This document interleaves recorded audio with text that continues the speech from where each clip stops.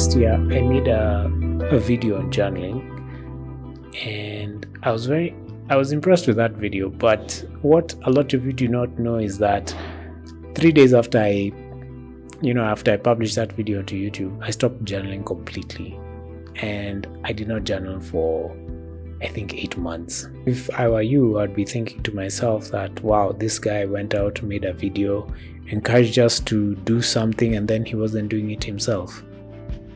If I were in your shoes, I'd probably be feeling the same way right now and probably stop watching everything that I make. But I want to ask you to hear me out. 2019 was not the easiest year for me. I was in a bad place mentally, I was in a bad place financially, and that particular state of affairs used to give me a lot of stress and anxiety. Now, being in this state, I constantly spent a lot of time just journaling about the things that were going wrong in my life. I spent a lot of time logging, all the things that were just not right with life. And it got to a point where I thought to myself, I can't keep doing this to myself. I can't keep going back into my journal only to see bad things that are happening or to constantly feed myself with negativity. So I decided to stop, and I didn't touch those journals between May and January of 2020.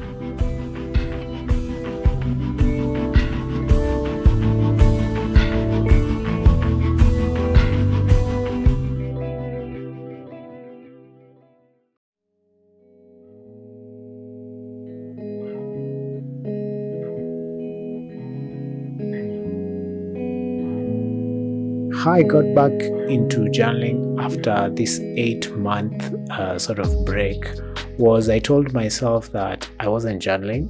I was very aware of the fact that I wasn't journaling. I knew I needed to journal because it was something I did on a regular.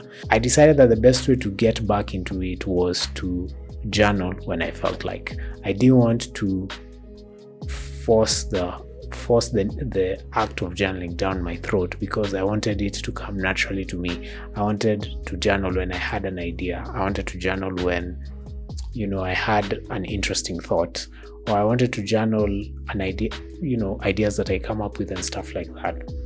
I knew that this process was not necessarily going to get me back into the habit of journaling on a regular. But I felt that this was the best way to get into it without it feeling like I was forcing the whole process of journaling. Now, I did not start to journal regularly until April of 2020. And the reason I got back into journaling on a regular was I was reading a book called The Greatness Guide by Robin Sharma. For those of you that know Robin Sharma, he's the best-selling author of The Monk Who Sold His Ferrari, which is also a very amazing book. What happened was I was reading The Greatness Guide and found some links to one of Robin Sharma's websites where he talked about the 3-step process to success.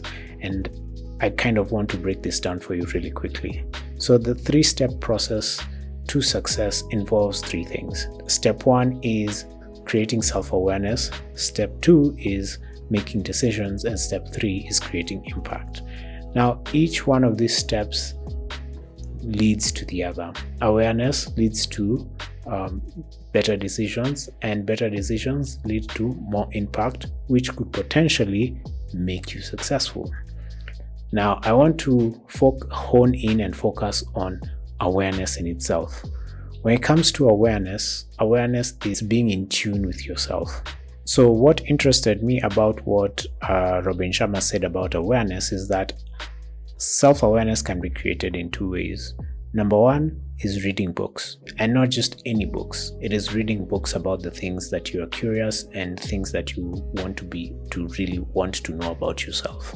So if it is habits, if it is a specific topic, you need to read more of that because you get information and knowledge on it and therefore become more aware. The second thing that can create awareness for you is journaling. And for me, this now like really opened up my mind, and I thought to myself, okay, the purpose of journaling is not to become successful. The purpose of journaling is to actually create awareness about the things in your life.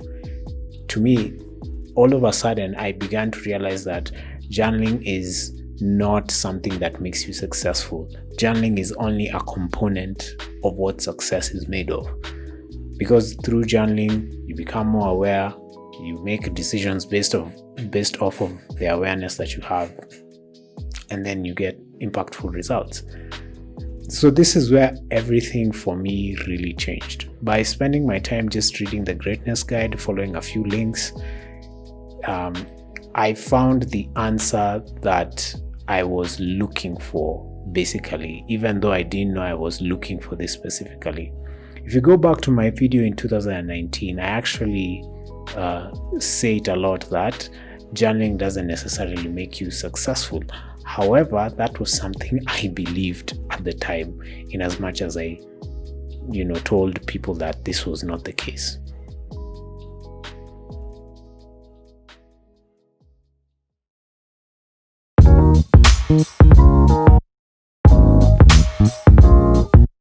The second part of this video is going to be a bit difficult to do because it is basically a question of how to journal the right way. Now, I do not want to send off the message that if you've been journaling before, you've been doing it the wrong way. No, journaling is a very personal and subjective thing. Therefore, you approach it the best way you know how, and the best way that you'll benefit. However, what I kind of did this year was kind of create a guideline for myself to become more self-aware, to really go deep and like look at the things that are happening within my life and be able to make decisions based off of that. So what I did is I have 3 questions that I ask myself, and I try and do this every day. In April, I did it for 30 days, and then after the 30 days, I've kind of like spread it out throughout the week, because the 30 days was just day after day became very taxing. These 3 questions are: question number 1 is, what filled my day with joy today? The second question is, what drained me of energy today? And the third question is, what did I learn about myself today?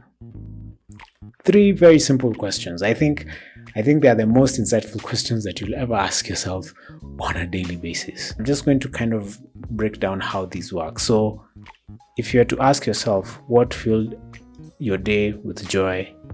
What filled your day with joy, basically? The reason why this is the first question is, as I said previously, that in 2019, the only thing I did was talk about all the bad things that happened in my life. If you take the time to first look at what are the things that gave you joy in the day, right? It kind of puts you in a good mood. It kind of gets those endorphins running, and you basically are looking for, what really did I enjoy doing today, right? Once you get into the second question, which is what drained you of energy, because you've already started with the good things that happened that day, you kind of start looking at the negative things from a different perspective. You can genuinely say that, oh, this bad thing happened, but there's this good thing that happened that I already journaled about, so maybe I shouldn't dwell on this too much. And the third question basically will get its answer from the first and second questions. What did you learn about yourself today? Based off of the things that gave you joy, based off of the things that drained your energy, what have you learned that day?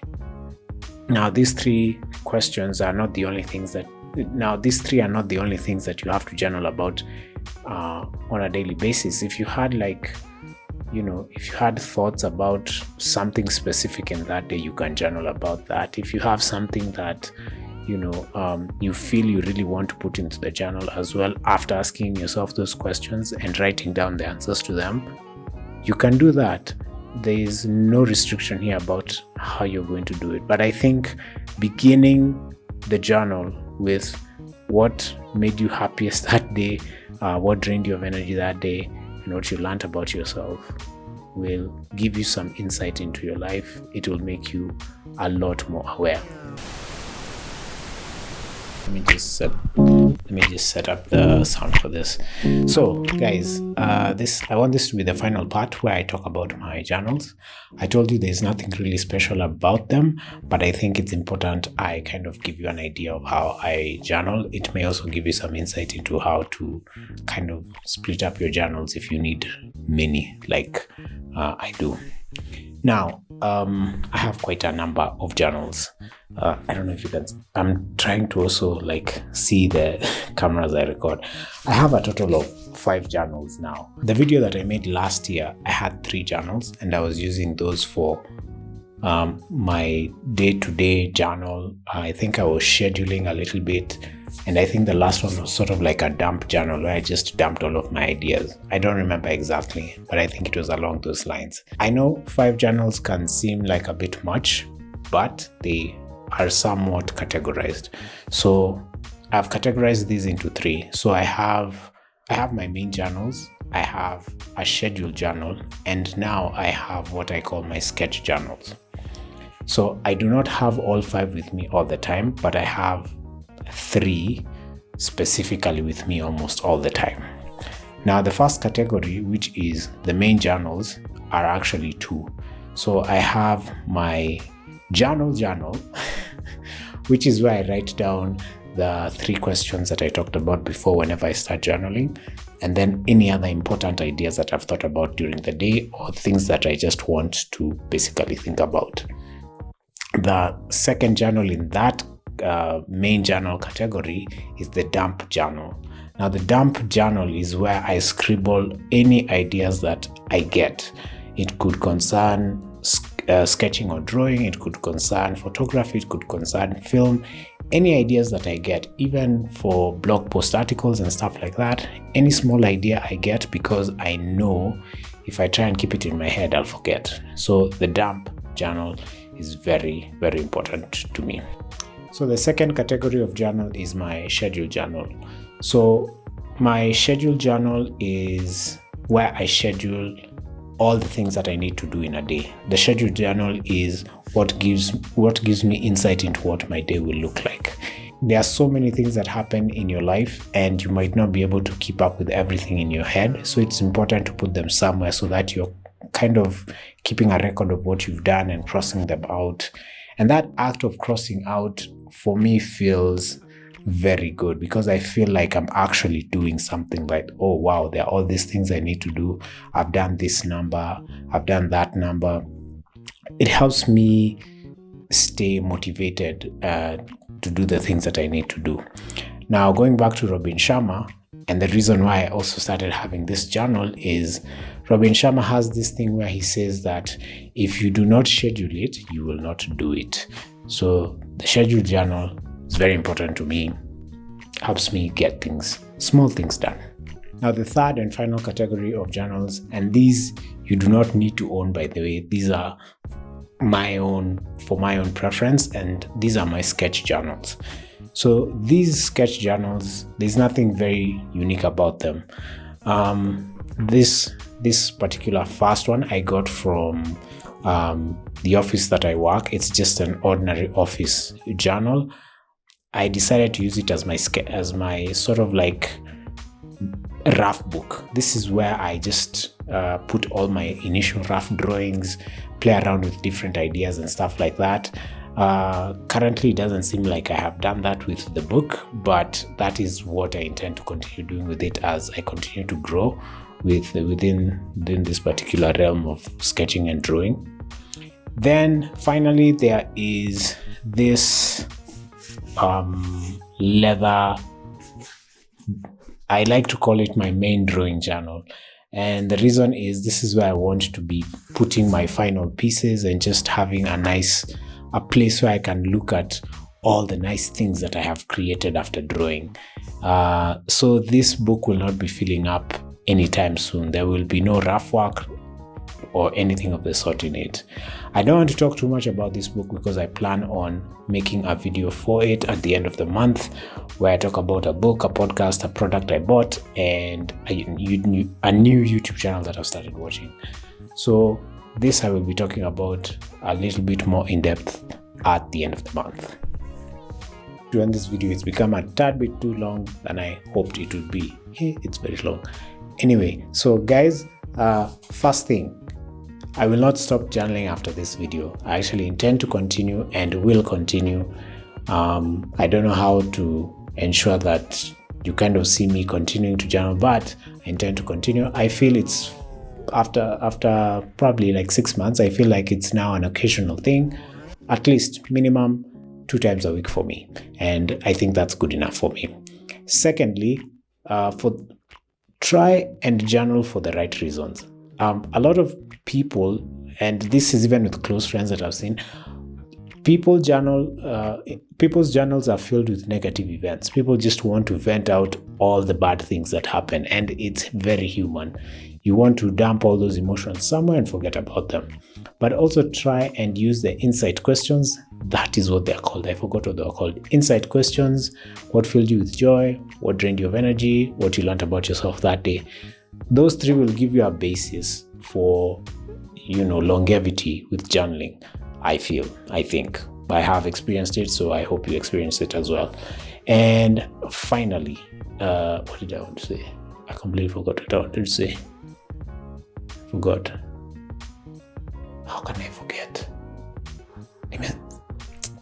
Bye. Bye-bye.